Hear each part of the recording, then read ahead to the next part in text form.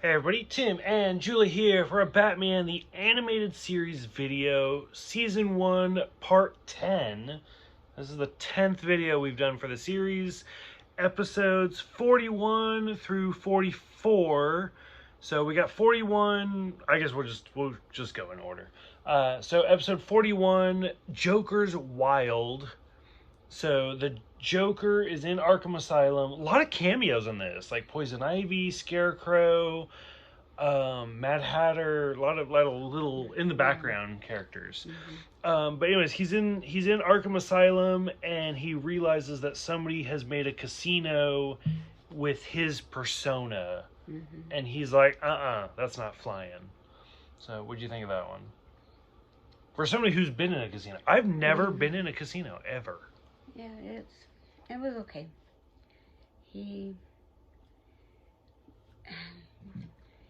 What was his name? Cameron Tracker? I didn't even write it down. It didn't matter. He was the guy, the owner that made, and I don't know, was it Batman or somebody discovered that it wasn't the Joker. Yeah. It was supposed to be somebody else. It was supposed to be the Camelot.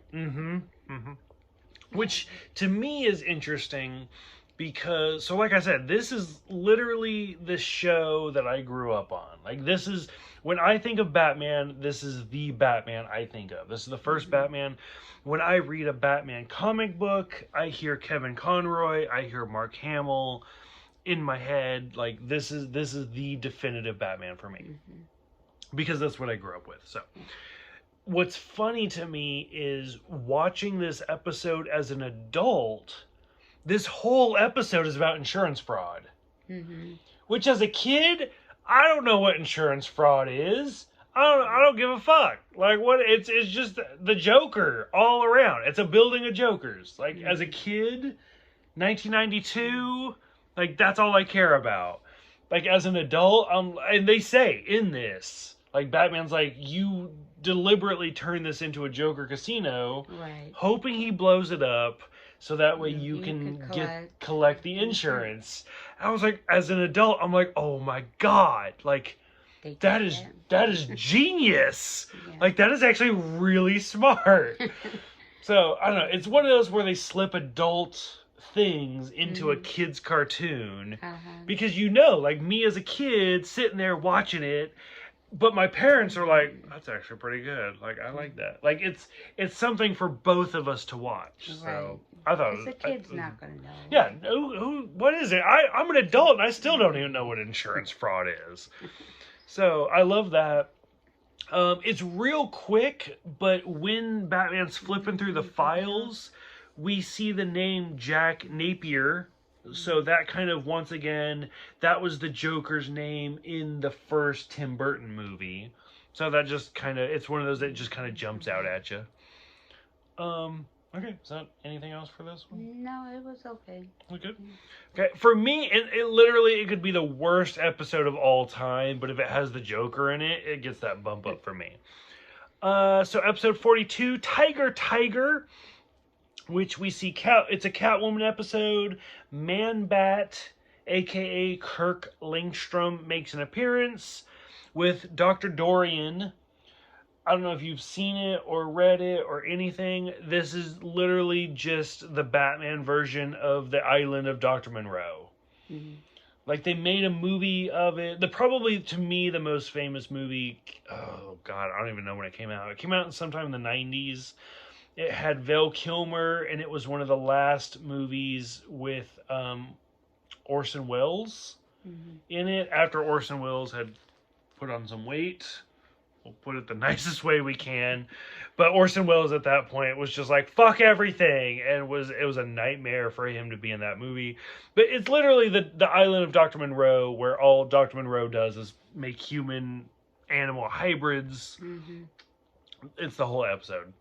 Dr. Dorian, which all I think of is Dorian Gray, turns Selina Kyle into a Catwoman.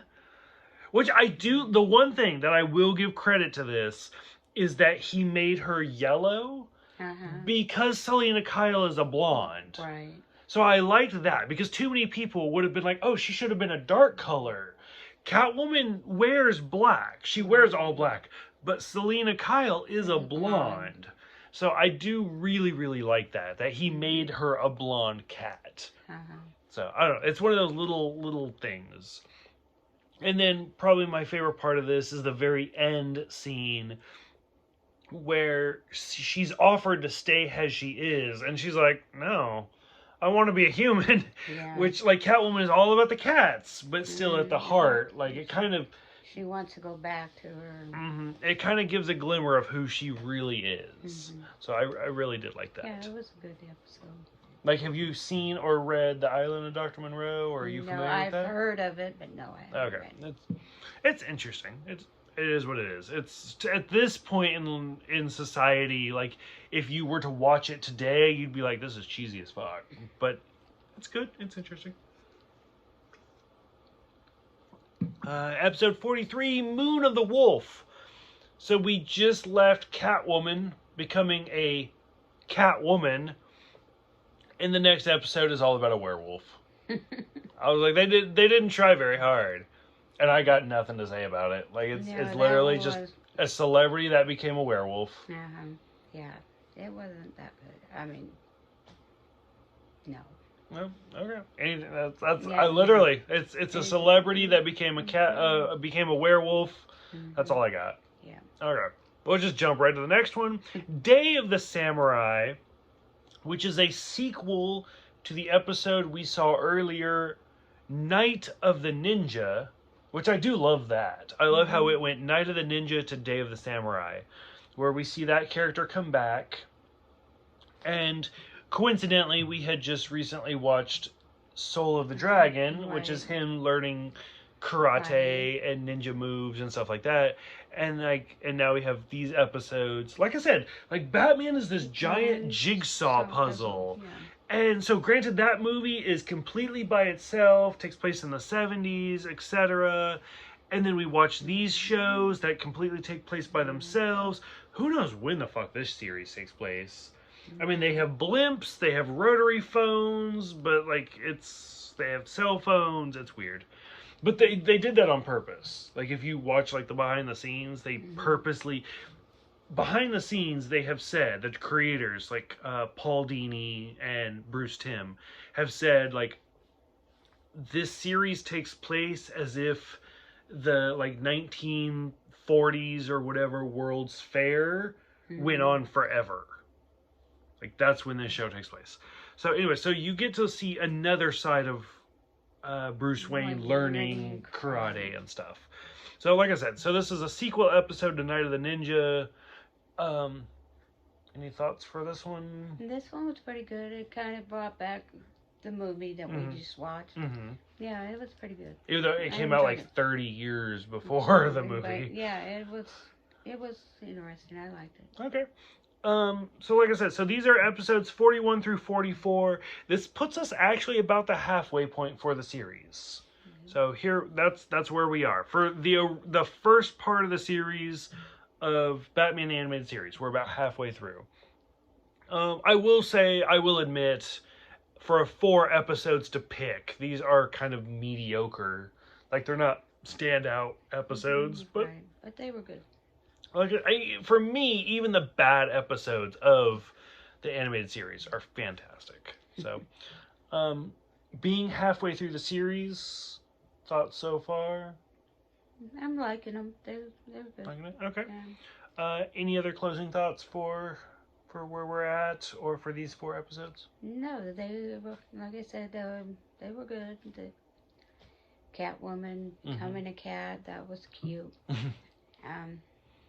And Bruce Wayne or Batman learning karate. The flashbacks one. Yeah. Yep. Okay. Okay. So for those who have seen these ones, let me know what you think about The Joker's Wild, Tyger, Moon of the Wolf, and Day of the Samurai. Go ahead, let me know what you think. Thank you guys for watching. Thank you for subscribing. And we will see you guys next time for part 11.